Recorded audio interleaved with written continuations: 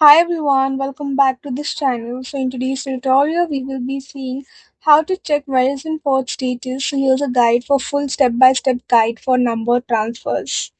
Method 1. Check your port status online. Open a web browser and go to Verizon's number transfer status page.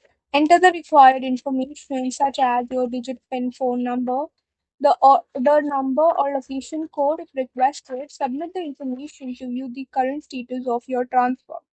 The page will indicate whether your port is in progress, which means Verizon is processing the transfer. Pending means additional information or approval may be needed. Completed means your number has successfully transferred. Delayed means there is an issue preventing the transfer from completing. Method 2. Check in the My Verizon app. Open the My Verizon app, sign into your Verizon account and tap Orders or Account. Select your number transfer order to view its current status.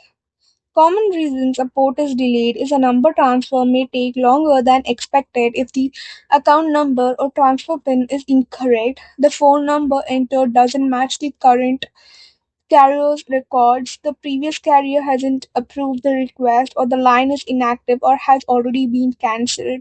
Additional identity verification is also required.